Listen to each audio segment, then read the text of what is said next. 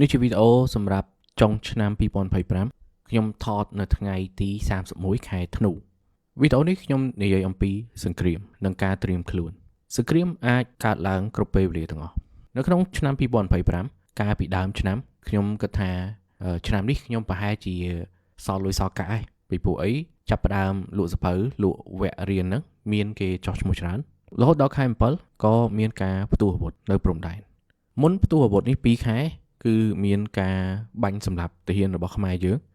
នៅក្នុងទឹកដីខ្មែរខាងសៀមគេលូនមកបាញ់ប៉ុន្តែ2ខែនេះគឺគ្រាន់តែមានភាពតានតឹងទេមិនទាន់មានការផ្ទុះអាវុធទេបន្ទាប់ពីផ្ទុះអាវុធហើយក៏វាចេះតែរីកធំឡើងមកដល់សង្គ្រាមដែលយើងទើបតែទទួលបានប័ណ្ណចុះបាញ់នេះសង្គ្រាមខ្មែរសៀមចុងឆ្នាំ2025នេះខ្ញុំគិតថាគ្មានអ្នកណាគេទីដឹងមុនទេខាងសៀមប្រហែលជារៀបចំផែនការមុនប៉ុន្តែខាងយើងខ្ញុំគិតថាមិនបានគិតថាគេនឹងវាយដល់ថ្នាក់នោះទេបើយើងមើលទៅកាន់សង្គ្រាម5ថ្ងៃការត្រៀមខ្លួនរបស់យើងគឺអត់មានទេសង្គ្រាមលើកទី2 20ថ្ងៃគឺយើងបានត្រៀមខ្លួនប៉ុន្តែយើងនៅតែចាញ់ព្រាបព្រោះគេមានអាវុធច្រើនអញ្ចឹងអានេះគ្រាន់តែជាឧទាហរណ៍មួយទេបើយើងមើលទៅក្នុងប្រវត្តិសាស្ត្រមើលទៅក្នុងពិភពលោកក៏យើងឃើញថា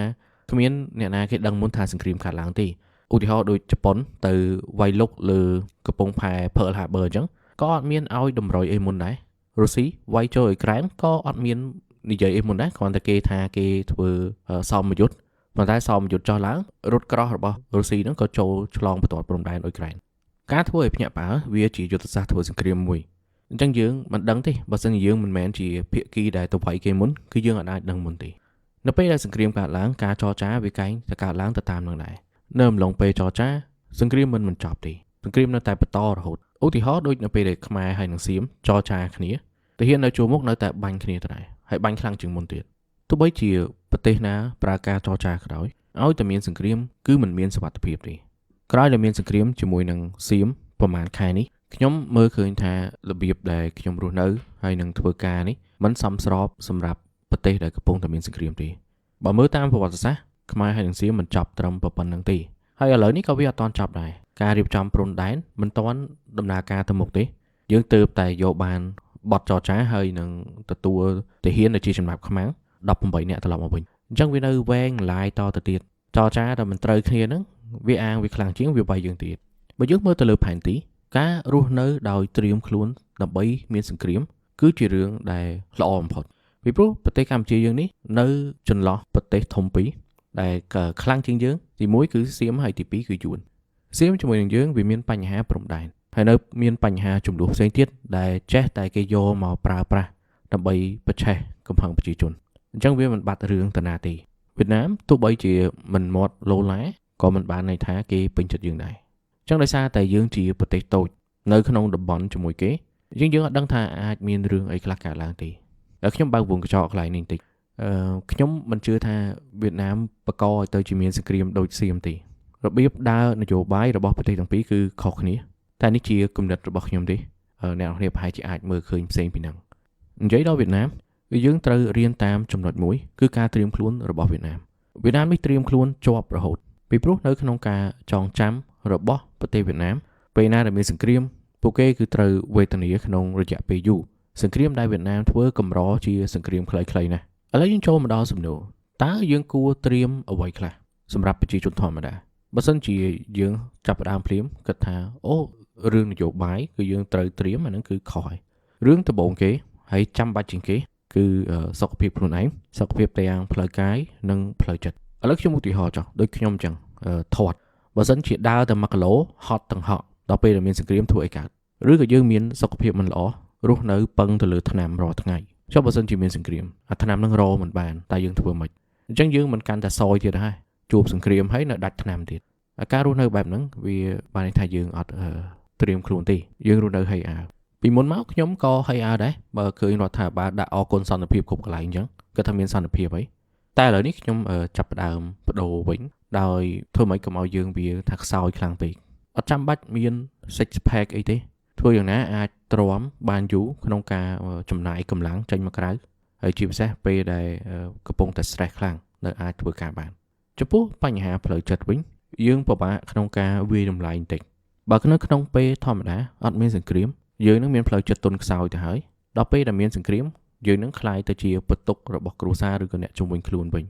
មិនថាមនុស្សដែលឆ្លងកាត់សង្គ្រាមនោះសុទ្ធតែចេញមករឹងមាំផ្នែកផ្លូវអារម្មណ៍ទាំងអស់ទេបើអ្នកជ្រាយតាំងពីដំបូងចូលទៅចេញមកកាន់តែជ្រាយហើយសុយអត់បានចេញមកផងជ្រាយខ្លាំងពេកហើយនិយាយដល់ផ្លូវចិត្តរឹងមាំនេះខ្ញុំចង់និយាយទៅដល់ជនជាតិវៀតណាមទៀតហើយដោយសារតែវៀតណាមមានចំណុចពីរទី1គឺការទ្រាំហើយទី2គឺអត់ធ្មត់ស្ដាប់ទៅអត្ថន័យស្រដៀងគ្នាទ្រាំហ្នឹងគឺទ្រាំជាមួយនឹងការលំបាកដើម្បីបន្តទៅមុខទៀតបានហើយអត់ធ្មត់ហ្នឹងគឺអត់ធ្មត់មិនធ្វើអ្វីដែលខុសឆ្គងឬក៏ល្ងងខ្លៅខ្លាំងពេកក្នុងពេលដែលកំពុងតែមានអាសន្នឧទាហរណ៍ងាយៗចុះឧទាហរណ៍ថាកំពុងតែជិះតាមផ្លូវអញ្ចឹងឃើញតាហ៊ានធ្វើដំណើរដកទូរស័ព្ទចេញមកថតស្រាប់តែញ័រទ្រាំអត់បានចង់ផុសវីដេអូតាហ៊ានខ្លួនឯងហើយកំពុងតែធ្វើដំណើរអញ្ចឹងទៅអញ្ចឹងវាប៉ះពាល់ទៅដល់សន្តិសុខហើយគ្រាន់តែជាឧទាហរណ៍ងាយៗទេហើយនៅមានឧទាហរណ៍ជាច្រើនទៀតដែលវាអាចកើតឡើងក្នុងពេលដែលមានសង្គ្រាមដូចជាការរងចាំភាពមិនច្បាស់លាស់នៅក្នុងទិសដៅធ្វើដំណើរការសាយភាយពាក្យចចាមអារាមឬក៏យើងមើលឃើញអ្នកដទៃទៀតគេកំពុងតែស្លន់យើងស្លន់ដែរអាហ្នឹងបានន័យថាយើងផ្លូវចិត្តវាមិនរឹងមាំទេភាសាអង់គ្លេសគេហៅ snowflake អ្នកនរគ្នាទៅ search ក្នុង Google ទៅវាយថា snowflake characteristic ចឹងទៅចេញមកហើយយើងមើលទៅថាយើងមានមួយណាខ្លះយើងព្យាយាមកាត់បន្ថយទៅខ្ញុំលើកឧទាហរណ៍មួយនេះតាំងពីខ្ញុំនៅក្មេងពេលដែលគេធ្វើរដ្ឋប្រហារនៅភ្នំពេញហ្នឹងកាលហ្នឹងគឺរថក្រោះគេមកដល់ខាងចកាមនហើយយាយខ្ញុំឲ្យស្ពីកតាបគាត់ប្រាប់ថាគីឯងស៊ីបាយហើយចៅតើមានការអីយើងរត់អត់មានពេលស៊ីបាយទេត្រូវតែស៊ីបាយអស់ហើយកាលហ្នឹងអាយុតែកូនក្មេងហ្នឹងមានតែដឹងចោលអីតែឮអញ្ចឹងក៏យើងចេះតែធ្វើតាមគាត់អញ្ចឹងទៅ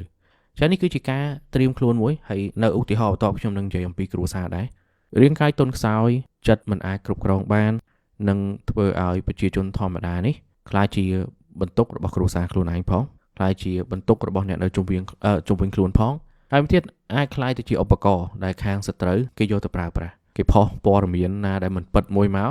ប្រជាជននេះភ័យខ្លាំងពេកនាំគ្នា share បន្តគ្នាភ័យលើដើមវាកើតឡើងរួចទៅហើយនៅក្នុងប្រវត្តិសាស្ត្រនៅពេលមានសង្គ្រាមយើងមិនចាំបាច់ថាត្រូវតែក្លាហានចូលទៅប្រយុទ្ធទេជួនកាលមើលតែខ្លួនយើងទៅថាអាចគ្រប់គ្រងខ្លួនឯងបានឬអត់បើដល់ពេលដែលត្រូវទៅគឺគេមកយកទៅហើយនេះតាមអ្វីដែលឪខ្ញុំប្រាប់ពេលដែលគាត់រត់ពួននៅលើតបោផ្ទះអញ្ចឹងនេះគឺជាចំណុចទី1ដែលយើងត្រូវត្រៀមផ្លូវកាយហើយផ្លូវចិត្តផ្លូវភេទមិនបាច់ក៏បានដែរនៅត្រង់ហ្នឹងចំណុចទី2តាក់ទងជាមួយនឹងផ្នែកហិរញ្ញវត្ថុគេថាលុយគឺជាអុកស៊ីសែននៅក្នុងពេលចលាចលយើងគួរតែមានលុយជាប់ខ្លួនមិនគួរដាក់លុយនៅក្នុងធនាគារទាំងអស់ពេកទេគួរតែមានជាប់ខ្លួនខ្លះពីព្រោះបើសិនជាមានសង្គ្រាមធំលុយយើងវាអត់បាត់ទេប៉ុន្តែយើងទៅដកអត់កើតមិនបាច់ដល់សង្គ្រាមផងគ្រាន់តែពេលដែល lockdown covid ហ្នឹងក៏ខ្ញុំពិបាកក្នុងការដកលុយដែរពីព្រោះគេបិទបារាសត្រឹមកន្លែងដែលយើង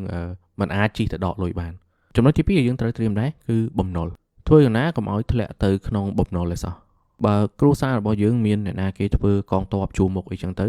ឱកាសដែលគេពជាពេលបំណុលប្រហែលជាអាចមានតែបើយើងគ្រាន់តែជាប្រជាជននៅជួរក្រោយទេមានបំណុលជាប់ខ្លួនហើយធ្លាក់ទៅក្នុងសង្គ្រាមពិតមែនអត់មានអ្នកណាជួយយើងទេអញ្ចឹងការកាត់បន្ថយបំណុលក៏រាប់ថាជាការត្រៀមខ្លួនបានដែរសម្រាប់សង្គ្រាមមួយទៀតគឺការចំណាយប្រចាំថ្ងៃ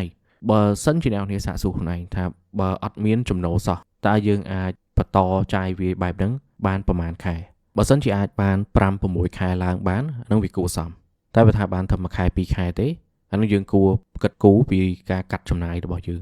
អ្វីដែលយើងអាចកាត់ចោលបានយើងកាត់ភ្លាមៗទៅបើសិនជាអត់មានសង្គ្រាមខ្ញុំនឹងនិយាយថាយើងគួរត្រៀមប្រភពចំណូលឲ្យបានច្រើនតែដោយសារតែឆ្លងកាត់អាសង្គ្រាមនេះហើយខ្ញុំគិតថាប្រភពចំណាយហ្នឹងក៏យើងត្រូវតែត្រៀមដែរត្រៀមកាត់ចំណុចចុងក្រោយគេតាក់ទងជាមួយនឹងជំនាញដែលអាចរកលុយបានចំណុចនេះជាអ្វីដែលខ្ញុំខ្វះខាតខ្ញុំធ្វើការជាមួយនឹងផ្នែក digital ធ្វើ content អញ្ចឹងដល់ពេលដែលមានបញ្ហាសង្គ្រាមអញ្ចឹងលុយវាអត់ហូរចូលអាផ្នែកហ្នឹងទេគ្មានអ្នកណាគេទៅចាយលើ subscription ទិញ digital product អីទេអញ្ចឹងបានន័យថា skill ដែលខ្ញុំខំរៀនខំធ្វើការមកហ្នឹងវាទៅជាអត់ប្រយោជន៍បាត់ឥឡូវឆ្នាំថ្មីនេះមានតែរក skill ណាដែលអាចរកលុយបានក្នុងពេលមានសង្គ្រាមដែរ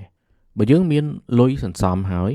យើងមានជំនាញដែលអាចរកលុយបានបន្តទៀតទោះបីជាតេតក់ក៏ដោយអញ្ចឹងអាលុយសន្សំហ្នឹងវាកាន់តែចាយបានយូរតាក់ទងនឹងរឿងលុយកាក់នេះខ្ញុំមាន2ចំណុចដែលយើងមិនគួរធ្វើទី1គឺឲ្យអ្នកដទៃខ្ចីលុយក្នុងពេលដែលមានសង្គ្រាមឱកាសដែលគេអាចសងវិញបានគឺទាបខ្លាំងណាស់ហើយអាចបង្ករឿងទៀតអញ្ចឹងគួរតែកុំឲ្យរលេះបដិសេធទៅរៀនបដិសេធការខ្ចីលុយទៅទី2គឺយើងជឿថាសេដ្ឋកិច្ចនឹងងើបមកវិញលឿន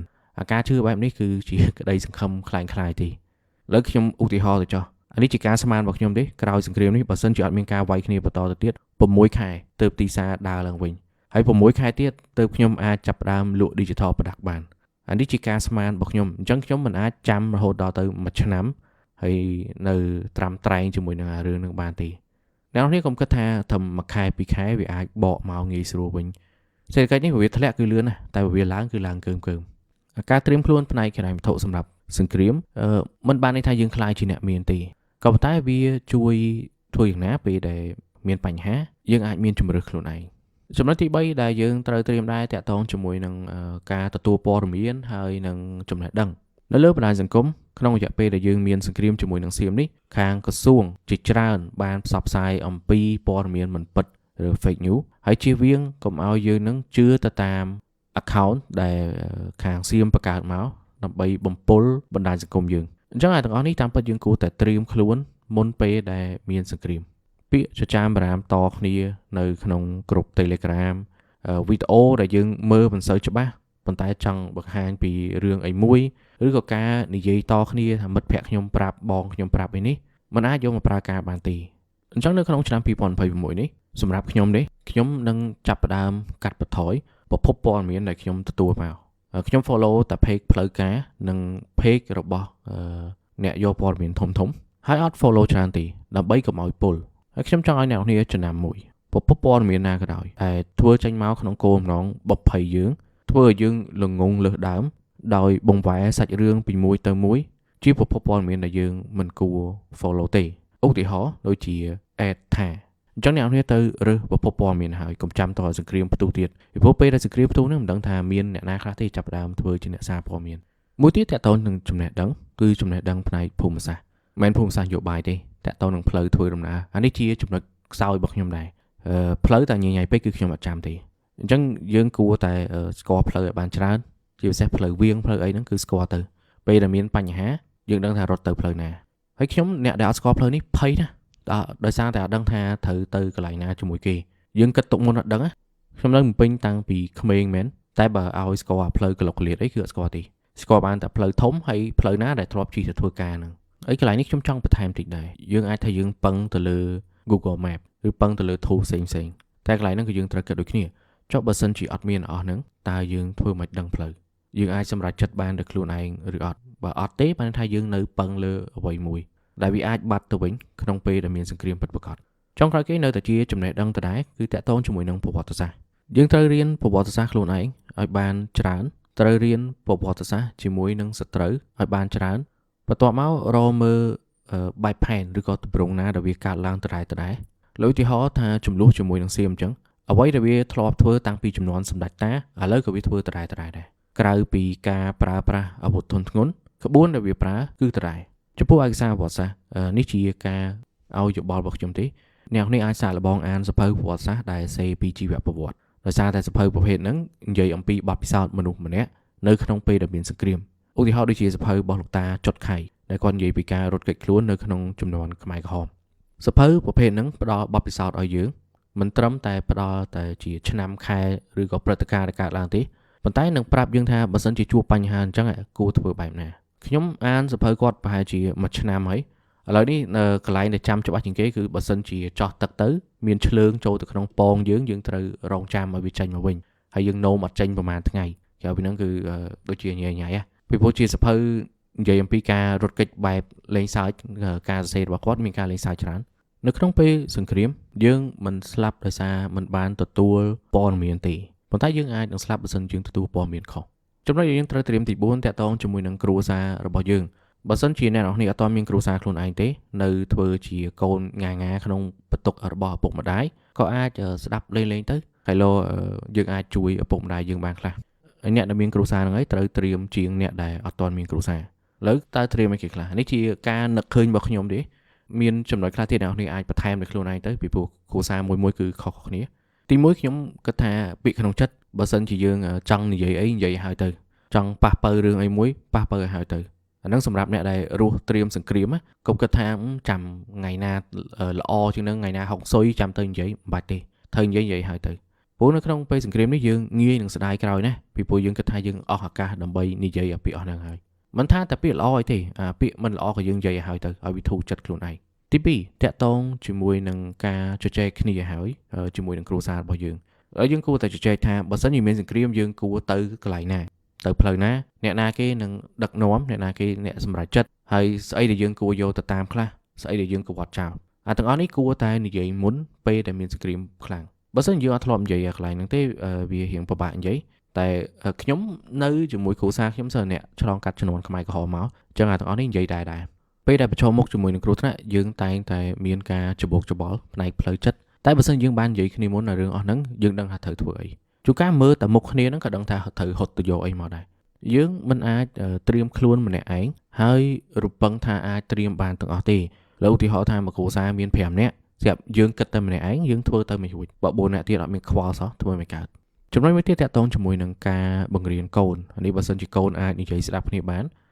ដូចអ្វីដែលយាយខ្ញុំប្រាប់ខ្ញុំអញ្ចឹងតាក់ទងនឹងរឿងស៊ីបាយលឿនហ្នឹងក្មេងមិនត្រូវ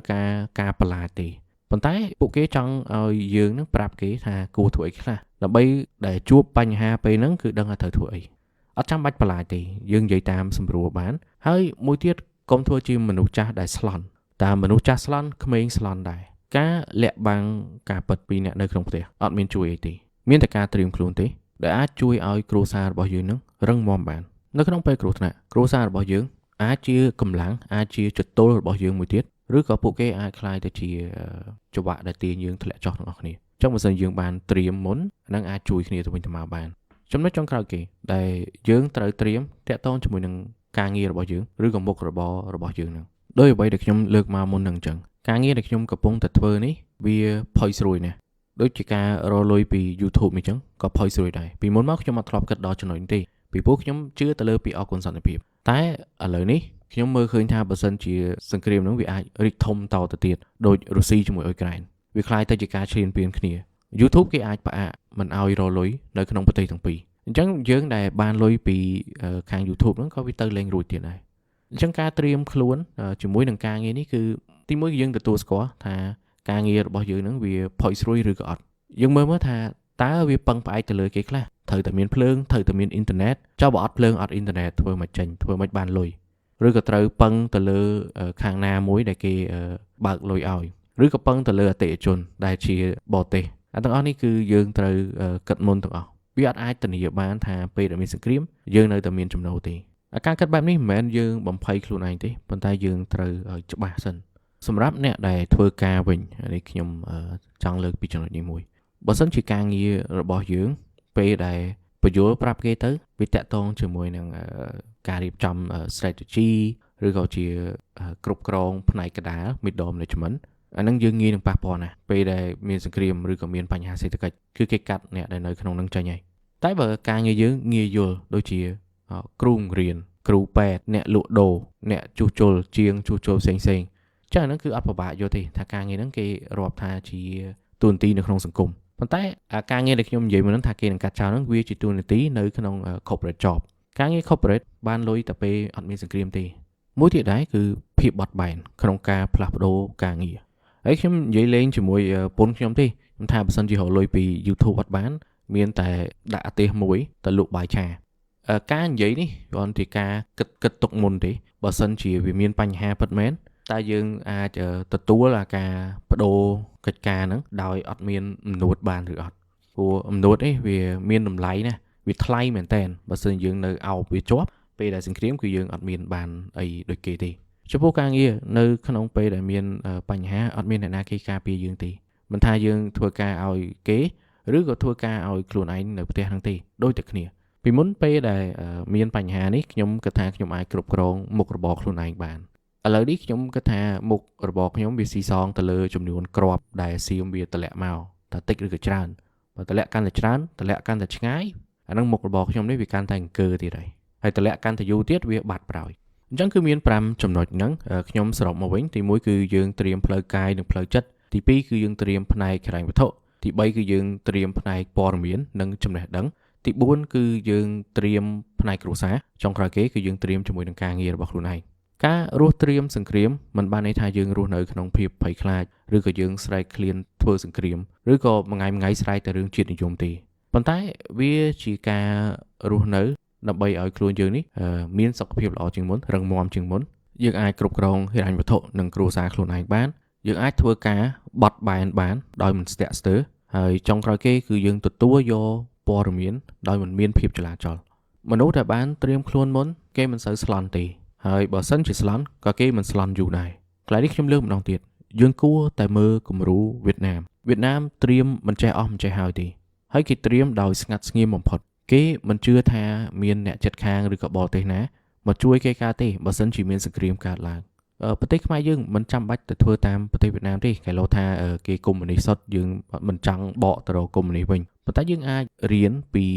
ចរិតរបស់ប្រជាជនហ្នឹងតាក់ទងជាមួយនឹងការត្រៀមខ្លួនការរស់ត្រៀមសង្គ្រាមគឺជាការគោរពទៅដល់ការពិតដែលនៅចំពោះមុខយើងឥឡូវនេះគឺយើងនៅក្នុងសម័យសង្គ្រាមគ្រាន់តែវាមិនទាន់រីកមកដល់ផ្ទះខ្ញុំនៅឆ្ងាយពីព្រំដែនប៉ុន្តែយើងនៅក្នុងសម័យសង្គ្រាមបើយើងអត់ត្រៀមទេគឺយើងពឹងទាំងស្រុងទៅលើសំណាងតែបើយើងបានត្រៀមទៅយើងអាចពឹងលើខ្លួនឯងខ្លះអានេះជាគំនិតរបស់ខ្ញុំទេបើសិនជាប្រជាជនខ្មែរទាំងអស់រស់នៅដោយត្រៀមខ្លួនសម្រាប់សង្គ្រាមយើងនឹងមិនសូវលោឡាដូចឥឡូវហ្នឹងទេហើយបើយើងអត់លោឡាគេក៏មិនងាយពង្ពួកយើងបានដែរពីព្រោះគេអត់ដឹងថាយើងគិតអីយើងស្ងាត់ទាំងអស់គ្នាអញ្ចឹងបើគេពង្ពួកយើងអត់បានយើងមានអធិបតេយ្យភាពហើយបើសិនជាថាយើងរស់នៅដោយមិនមានត្រៀមខ្លួនសោះក៏វាមិនត្រូវ 100% ដែរតាមពិតភាគច្រើនគឺយើងត្រៀមខ្លួនយើងត្រៀមទៅតាមផ្នែកមួយឧទាហរណ៍អ្នកខ្លះគាត់ទិញធានារ៉ាប់រងអ្នកខ្លះគាត់ទៅក្រៅអញ្ចឹងគាត់យក power bank ទៅតាមហើយអ្នកខ្លះទៀតពេលដែលគាត់ចូលផ្ទះចូលអីអញ្ចឹងគាត់ចាក់សោពីបៃតងអាទាំងអស់នេះគឺជាការត្រៀមខ្លួនដែលយើងធ្លាប់ធ្វើហើយអញ្ចឹងអ្វីដែលខ្ញុំលើកឡើងនេះគ្រាន់តែជាការពង្រីកចរិតត្រៀមខ្លួននេះទៅកាន់ផ្នែកធំផ្សេងទៀតមិនមែនទៅលើតែសកម្មភាពទេ